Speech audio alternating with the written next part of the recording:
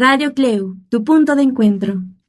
Amigos, ya estamos de vuelta en su programa La Huella en el Tiempo y hoy en día estamos resumiendo cuál es el origen de esta violencia que vivimos actualmente en nuestro estado mexicano y que, bueno, pues tantas muertes ha causado, tantas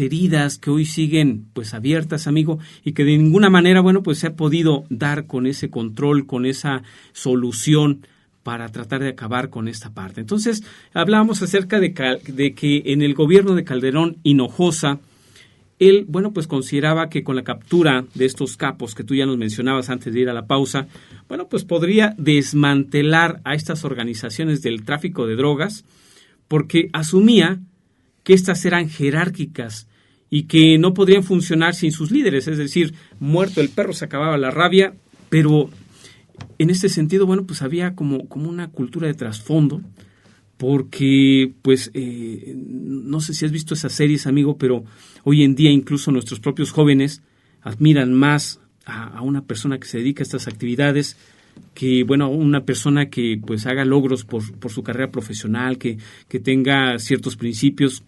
Creo que no se da en ese sentido. Entonces, bueno, pues es algo que no consideró en su momento el expresidente Felipe Calderón. Entonces, no fue el caso. Además, fíjate que no fue la primera vez que se aplicó esta estrategia, que también es conocida como Keeping Strike, porque fíjate que con el apoyo de Estados Unidos y Colombia, la fue utilizando para derrocar con éxitos a los cárteles de Medellín y de Cali en la década de los 90. Y entonces, a pesar de tales victorias, pues este tráfico de drogas persistió y Colombia hoy en día aún enfrenta también estos enormes desafíos para combatir, pues, con algún tipo de éxito este narcotráfico, este crimen organizado y de verdad que no ha podido, amigo. Entonces, bueno, esta parte es interesante saber, pues, qué es lo que nos aqueja y de dónde viene, cuál es el origen. Sí, te doy respuesta, no veo esas series, realmente ni las voy a ver. Es una verdadera apología al delito, creo que no tendrían que estar en la televisión mexicana, pero bueno, les interesa mucho el rating. Y fíjate que el resultado de esta estrategia del pivote, lejos de funcionar como lo hizo en Colombia, aquí en México implicó el fraccionamiento o la fragmentación más bien de los cárteles como organizaciones delictivas. De tal manera que Bruce Blakely observa que en México antes del 2006 había 6 organizaciones delictivas y ya para el 2010 había 10. O sea, en vez de funcionar para desaparecerlas, esta política implementada del Caipín o del pivote sirve para fragmentar las organizaciones delictivas, hacer más, crecen en vez de disminuir. Sí, es como cuando te tomas algo sin que un médico te consulte, y a veces hasta te hace más daño, ¿no, amigo? O resultan otras más enfermedades. Entonces, aquí en resumen, esta acción de estos gobiernos que hemos visto en el programa del día de hoy, pues solo han producido estas victorias que son un tanto limitadas, porque han sido en contra de esta renovación de élites del crimen organizado. Y aquí, bueno, vamos a observar cómo la violencia se ha expandido, decimos, ha generado esta sociedad en donde no deja de aumentar este clima, esta sensación de inseguridad, amigo, porque hoy en día tú sales a la calle y sales con cierto temor, de verdad, amigo. Y México ha sido, pues, testigo de una reconfiguración de estos principales actores, pues, criminales que han sido involucrados en ese tráfico de drogas, ¿no? Y hablamos desde el narcotraficante, hablamos desde la persona que se dedica a hacer halcón, hasta así estos altos funcionarios, amigo, que se encuentran inmiscuidos en este negocio sucio. Y entonces, bueno, pues aquí la situación en general sigue siendo pues la misma, ya que el fenómeno va a persistir porque con todos sus efectos que son perniciosos, fíjate que la consecuencia más visible de la estrategia de Felipe Calderón para combatir este problema fue la de proliferar la violencia en la mayoría de los estados del país. A lo mejor no lo pensó de esa manera, ¿no? Y en este sentido creo que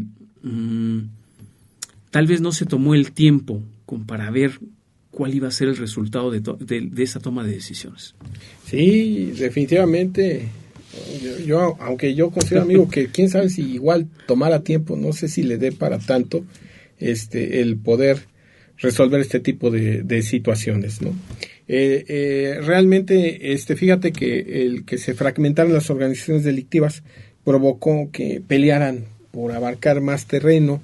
Entonces hubo una competencia entre ellos, empezó la violencia entre organizaciones delictivas, pero también contra los integrantes de la población, como con el objeto de inmiscuir miedo, para que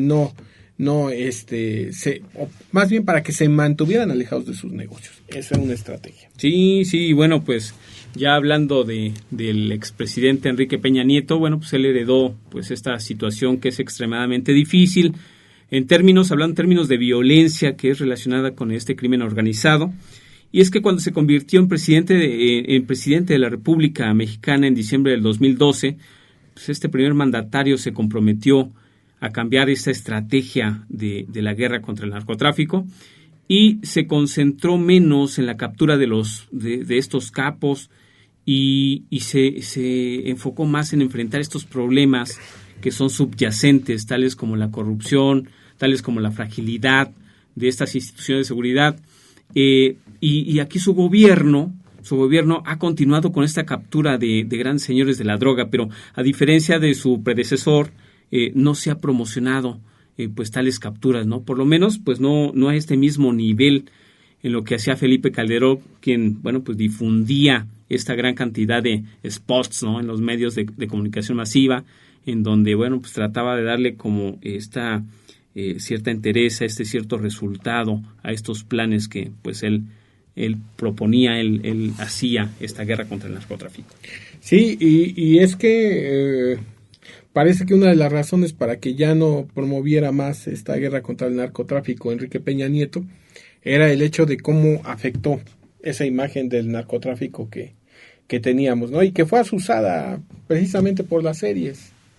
El rey de los... ¿Cómo se llama? Esa famosa, el rey de los cielos. El señor de los cielos. El señor de los cielos, que creo que ya lleva como 7 temporadas o algo así, no sé cuántas realmente. La reina del sur,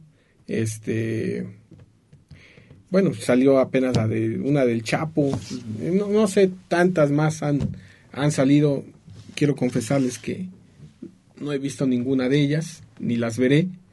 Realmente creo que eso empañó, no sé por qué no las prohibieron, pero empañó de alguna manera pues toda la imagen de México frente al mundo y pues ya México, la Ciudad de México, por ejemplo, era señalada como una de las ciudades más violentas de todo el mundo. Los países extranjeros recomendaban a sus habitantes no venir a México. Se soltó toda una propaganda negativa que pues no estaba, digamos, de alguna manera sin fundamento. Lo que pasa es que pues sí, la violencia desatada por estos gobiernos, principalmente por el de Calderón, pues hizo que la imagen ante el mundo cambiara, ¿no? Y no es que la situación estuviera agradable antes de él, pero había un como control, una tolerancia. Fíjate que cuando se habla de delincuencia organizada, se hablan de 3 periodos de la delincuencia organizada. Cuando el Estado ataca la delincuencia organizada, que es el primer periodo, cuando la violencia organizada de alguna manera se alía con el Estado, y la tercera, cuando rebasa a la organización estatal. Y parece que vivimos esa tercera etapa con Calderón. Obviamente la dejó así, la estamos viviendo hoy también. Y bueno, Peña Nieto, pues entre que fue la idea de no difundir sus logros en las detenciones del narcotráfico, y lo curioso es que se les escapó el Chapo a Fox y se le escapó a Peña Nieto, ¿no? Y ya, bueno, Peña Nieto lo recapturó, el gobierno de Peña Nieto, lo extraditaron, pero esto no significó que el problema se terminara. Aquí no ha sido como esto de que muerto el perro se acabó la rabia, ¿no? porque siempre hay alguien que se hace cargo del cártel correspondiente. Entonces, hemos visto cómo la política, en este sentido, la política del Estado mexicano ha fallado, ¿no? El incremento de la violencia que padecen algunas regiones está ahí y bueno, es claro, y no hemos podido reducir en ese sentido la violencia. Hay muchas situaciones que tenemos que ir abordando en este programa, en los subsecuentes. Hoy, por ejemplo, vamos a dejarle ahí para no dejar inconcluso lo que tenemos, pero realmente sí es importante tratar de derivar de aquí, y profundizaremos en el siguiente programa que el hecho de dar una guerra sin cuartel contra la delincuencia organizada en forma desorganizada por parte del Estado provocó precisamente no solamente el crecimiento de las organizaciones delictivas, sino algo que vamos a tratar en el siguiente programa, la fragmentación también de las autoridades, porque ni la autoridad estatal ni la autoridad municipal, y hablamos específicamente de los policías, pudieron retomar con rigidez el problema de la seguridad, se vieron superados, y creo que es más aplicable que nunca la frase de Denis Sabot, que decía que hoy, y hablemos así entre comillas, hoy en México, bueno, ese es un agregado mío, no es de Denis Sabot,